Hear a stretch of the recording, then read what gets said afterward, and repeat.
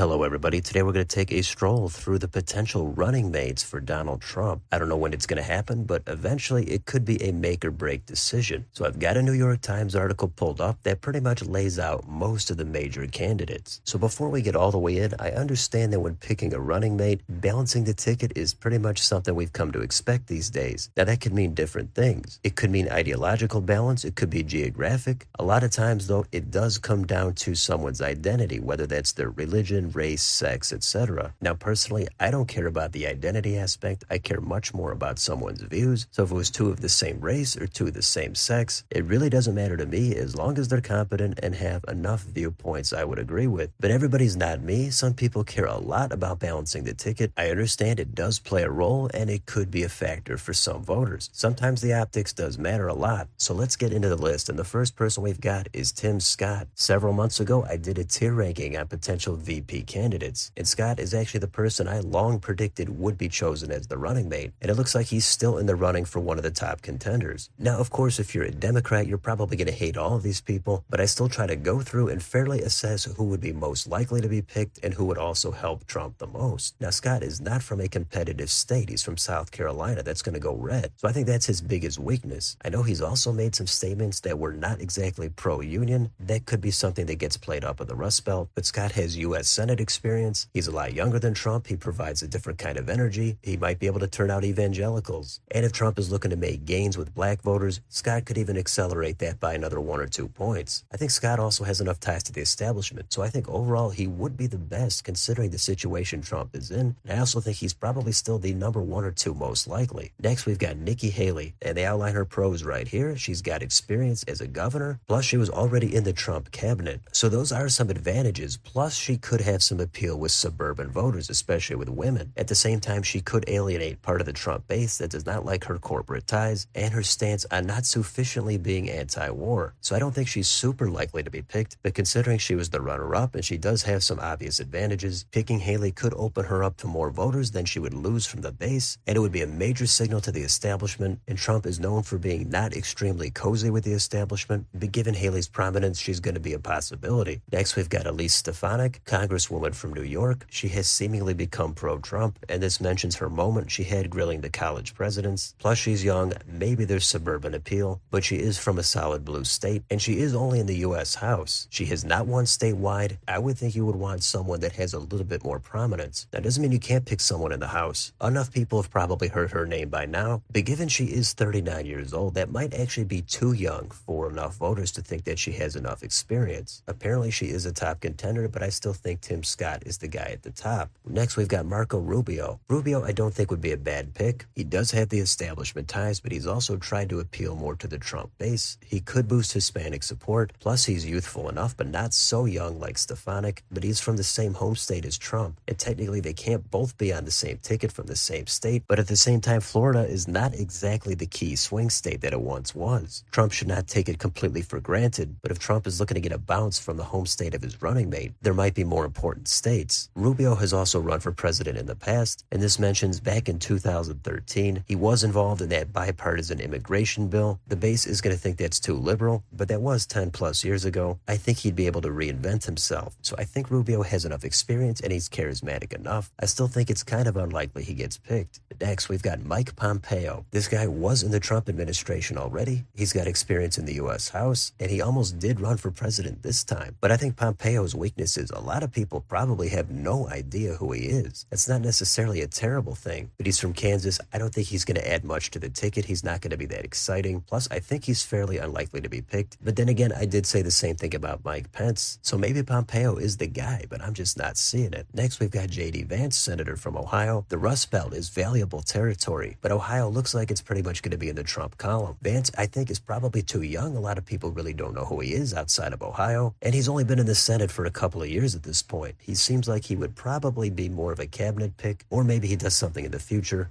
but I don't think Vance would add enough to the ticket outside of him bolstering Trump's brand. Next, Ben Carson. Most people should remember Ben Carson at this point. He's a super nice guy. I would say even more so than Tim Scott, but I don't think Ben Carson is really going to have that much appeal with black voters. I think he's just too subdued. There's no excitement there, but Carson was already in the Trump White House. Maybe Carson does bring more to the ticket than I think in some of these deep blue cities, and he would would not outshine Trump in the slightest. I think he's fairly unlikely, but maybe he offers more than I give him credit for. Next, we've got Sarah Huckabee Sanders, governor of Arkansas. Her strengths are going to be she was already in the Trump White House. Plus, she's got a statewide win under her belt. And last I checked, she's a woman. Maybe that helps Trump out in the suburbs. The downsides are I think she could possibly be viewed as a little bit too young. And she's from Arkansas. That's another southern state where Trump already is going to do his best. You could say the same thing about Tim Scott in South Carolina, but she does have a fairly heavy accent. And that's the kind of thing that might not resonate across different regions. I don't know if a lot of suburban Rust Belt voters would be all that excited about Sanders. Next, we've got Kristi Noem, governor of South Dakota. She's won twice. She's got that experience. I assume if she were picked, the goal there again is to get suburban women voters. But for me, Noem comes off as a little bit quirky, sort of in the direction of Sarah Palin. So there's a chance if Noem were picked, she might do some national interviews and it might just not land with the key demographics. Plus, her state of South Dakota is not exactly a battleground state, so maybe I'm way off, but I don't think it's going to be Noem. Next, we've got John Ratcliffe. He was in the U.S. House. He also served as the Director of National Intelligence for a little while under Donald Trump. And as much as I try to follow politics, this is a guy that I almost completely forgot about. I'm pretty sure he at least used to be from Texas. That's not exactly the kind of location that's going to help Trump. All in all, this guy is just completely forgettable for me, so I don't think he would be picked, and I don't think he would really add anything to the ticket. Next, we've got Kari Lake. She's definitely in the pro-Trump camp, and she is currently running for the U.S. Senate, so it seems like she would be unlikely to be picked. Plus, she does not have any political wins under her belt. Now, she's from Arizona. That is a key state, but if she didn't already have any kind of overwhelming success in 2022, how much would she really add to a Trump ticket nationally? I think that would be too much Trump brand on the ticket that it would actually alienate some voters in the suburbs. So I think Lake is very unlikely, but I could see her being appointed in the Trump cabinet. Next, we've got Vivek Ramaswamy. Nationally, I think people who don't follow politics probably really know very little about him, but he's similar to Kari Lake. He's all in on Trump. Now, I think his drawbacks are he does not have previous political experience. He's from Ohio. That's already a moderately red state, and I think he might be considered a little bit too young. He's under 40. I'm also skeptical how much he would help Trump in the suburbs and with independents. It seemed like Trump already indicated he's not going to pick Ramaswamy. If he did, he would be going all in on his own Trump brand. And pragmatically, for the national electorate, I think that would be too much Trump on the ticket. Now, maybe you think that works and he actually excites his base, but I think Trump is probably going to look for some way to tie himself to the establishment, and that's not going to be with Ramaswamy. Next, we've got Byron Donalds. This guy is pro-Trump. He's also from Florida. There could be another same-state conflict there, but he's young enough and he could help Trump with some black voters, but I think he's not exactly well-known enough. He only has some experience in the U.S. House. He could be somebody to take a look at in the future, but I don't think Trump would pick him at this point. Next, Nancy Mace from South Carolina. She's not the most pro-Trump candidate on this list. She's considered a moderate that could hurt her with the Trump base. And she's from South Carolina. That's again not going to be a swing state, but her appeal is largely going to be with younger voters and the suburbs, independents, moderates, and with women. She's also going to have some ties with the establishment. So I actually don't think Mace would be a horrible pick to balance out the Trump ticket. She might be more likely to be picked in the cabinet. I think she might cause too much anger in the base, but either way, I don't think she's on the short list for contenders. Next, we've got Wesley Hunt. He's in the U.S. House from Texas. I don't think a lot of voters exactly know who he is. He could balance out the ticket and give Trump a boost with black voters. I think he's just too obscure and has too little experience at this point. Maybe in the future, but not right now for Hunt. Now we've got the wild card section. We've got DB Doug Burgum, governor of North Dakota. I didn't really know he was in the running. I don't think he's at all likely to be picked. He's got business experience. He's not from a significant state. I don't think he's exciting or will offer Trump much on the ticket. Next, Tucker Carlson. This would be an outside-the-box pick. Again, Trump would be doubling down on his own brand here. Carlson has energy. He taps into a lot of online and anti-establishment voters. He's definitely going to be polarizing and controversial. He's going to have to answer for a lot of his statements. I think he would be able to articulate himself pretty well, but I don't think he would really add much to Trump on the ticket. If Trump was looking to bolster his own brand, I do think he would pick someone like Lake, Ramaswamy, or Carlson. I just think they're too anti-establishment to be able to help Trump enough on the ticket or be likely to be selected. Next, Rick Scott. Again, we have the same state conflict with Florida, plus he's running for re-election in the U.S. Senate. Scott is a wealthy guy. He's got political experience as governor and the Senate. He might come under fire for this Social Security and Medicare comment, but ultimately I think Rick Scott is kind of bland, plus he's not exactly that young anymore. Plus, I think Scott is very unlikely to be picked, maybe in the cabinet, but not as a running mate. Next, Marjorie Taylor Greene. I think she is very unlikely to be picked. Again, I think it would be too much Trump brand. If Trump is weak in the suburbs and with independents, Greene is not going to help him here in the slightest. Last, we've got got Katie Britt. Britt, I think, might be a little bit too young. She just started her political career in the Senate. I think she needs more time. A lot of people talk about her response to the State of the Union. I don't know how much that's going to matter, but people now at least know who she is a little bit more. She could help Trump with women voters, but ultimately, I don't think she's at all likely to be picked. So that's all that's on this New York Times list. Now, if we go over to Predict It, they do have a market. And right now, it's Tim Scott and Kristi Noem as the frontrunners. But third place is Tulsi Gabbard, and she was not on that list we just went through. Gabbard would be an interesting pick. I think she could help Trump theoretically, but ultimately she's kind of found herself in this weird space that's not with the establishment, it's not with the Democrats. Republicans like a lot about her, but have some reservations. I think she would have been a great pick for Robert F. Kennedy Jr. That didn't happen, but if Trump picked her, I think that could help him a little bit with independents, maybe some Democrats even cross over. She used to be regarded as more anti-war, but then I know progressives are going to point out her stance on Israel funding, so I'm not exactly sure what she would do to a Trump ticket. It's kind of a wild card, roll of the dice. I don't think the establishment is going to be the biggest fan of her, so I think that is probably her biggest liability. There would probably be all kinds of smears, but she's young enough, she speaks well enough. There are some strengths there, so I would not be completely shocked if she were picked. But ultimately, Tim Scott, I think, is the most likely to be picked and also offers Trump the most on the ticket. So that's an overview of what I think. I did not think he would pick Pence back in 2016, so who knows what he's really going to do. I would think he would want someone that's going to bolster his brand at least a little bit and be America first, but he's also going to want to extend an olive branch to the establishment. So again, it could be a make or break decision. Trump's going to need every vote he can get and tap into new demographics, and at the same time, he wants to excite his base. It's not an easy task. We'll see who it is eventually, but that's an overview of the VP candidates. So let me know in the comments, who do you think is most likely to be picked? Even if it's somebody you don't necessarily like, do you think it would help Trump on the ticket? What do you think the biggest factors should be, and what do you think the biggest factors are when selecting a running mate? How much of an important factor is balancing out the ticket with geography, ideology, or identity? Let me know down below. On your way out, don't forget to like, share, and subscribe. Join if you'd like to support the channel. Thanks for watching, and I'll see you next time.